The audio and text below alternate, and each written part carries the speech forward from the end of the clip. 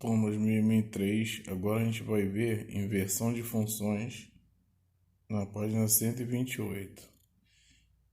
O que é função injetora, sobrejetora e bijetora? No caso aí aparece aí injeção, sobrejeção e bijeção, né? Aí eu vou explicar aí de acordo com o que se encontra a situação. Em um time de futebol, cada atleta é associado a um único número natural, e não há dois atletas com o mesmo número. Por exemplo, a Seleção Brasileira de Futebol Feminino estreou nos Jogos Olímpicos de Londres de 2012 com a numeração Bruna 14, Franciele 13, Érica 5, Andréa 1, Formiga 8, Renata Costa 16, Thaís Guedes 9, Esther 7, Marta 10, Fabiana 12, Maurine 6. Movimentar aqui. Essa aí é a seleção de 2012. Tá?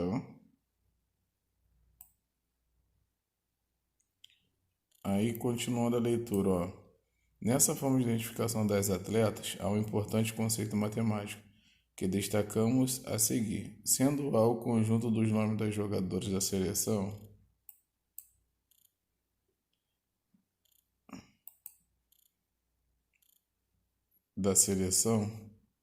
e B o conjunto dos números naturais de 1 a 16, vamos considerar a função de A em B que associa o nome de cada atleta ao seu número na equipe. Andréia 1, Fabiana 2, Érica 5, Maurine 6, Esther 7, Formiga 8, Thaís Guedes 9, Marta 10, Franciele 13, Bruna 14 e Renata 16.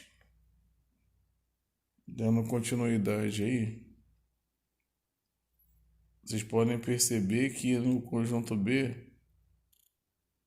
alguns números não foram ligados. Então, continuando aí. Como não existem elementos distintos no domínio de F com a mesma imagem, dizemos que F é uma injeção de A em B. Generalizamos, definimos. Uma função f de A em B é injetora se somente se, para quaisquer x1 e x2 do domínio de F, for obedecida a condição.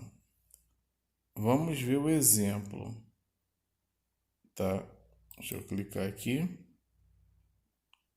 Dá uma olhada no gráfico. Ó, o gráfico abaixo representa a função conjunto dos números reais positivos. Ó, números reais está o quê? F de x igual a raiz de x. Olha como fica o gráfico. Não tem numeração nenhuma, né, para representá-lo. Observe que toda reta paralela ao eixo OX corta o gráfico de F, intercepta esse gráfico em um único ponto.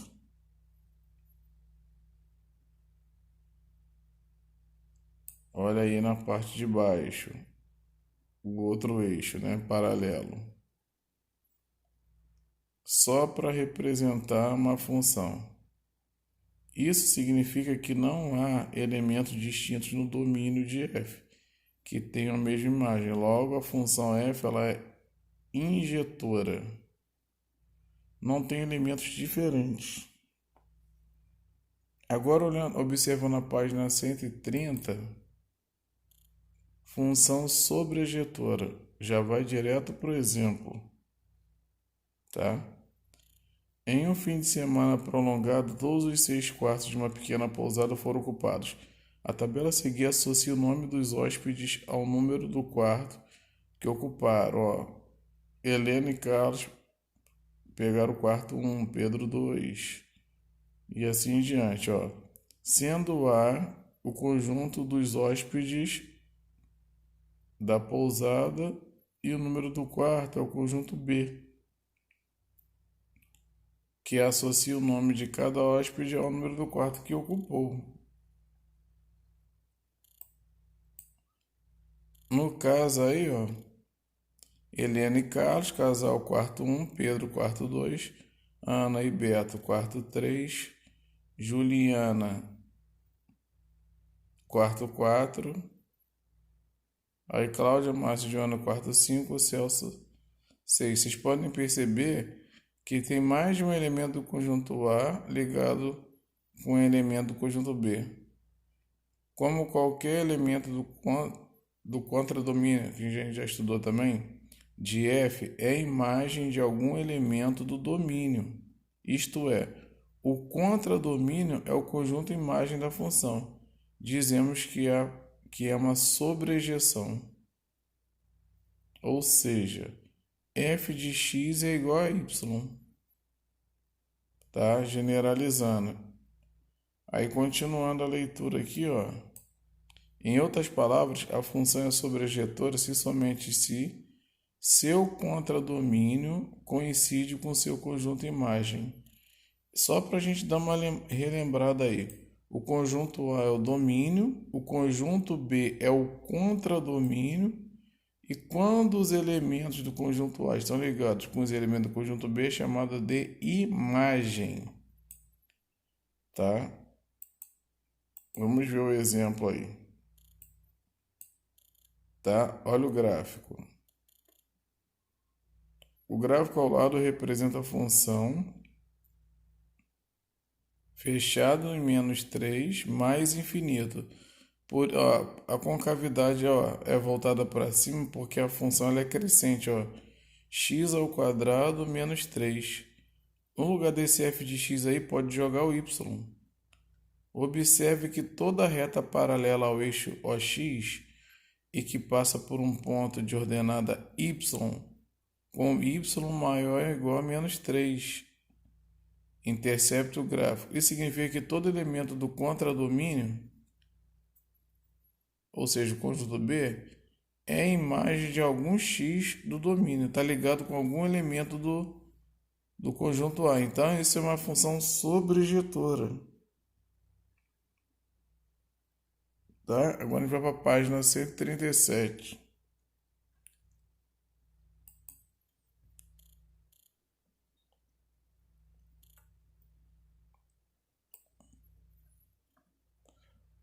Antes da gente ir para a página 137, vou explicar esse exemplo aqui da página 131. Na lista de chamada de uma classe, o nome de cada um dos 30 alunos é associado a um único número natural não nulo. E não há dois alunos com o mesmo número. Não pode acontecer isso na chamada também, né? Cada aluno tem seu número. Sendo que o conjunto A, eu coloquei os nomes dos alunos, do conjunto B, os números naturais de 1 a 30, que associa o nome de cada aluno ao seu número na chamada. Então, vocês podem perceber que cada elemento do conjunto A está ligado apenas ao elemento do conjunto B, né? Como a função f é simultaneamente injetora e sobrejetora, dizemos que é uma bijeção. Nome estranho, mas é assim mesmo. Tá? Vamos para a página 137 agora.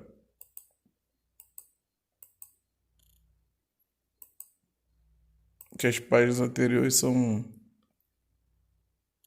exercícios.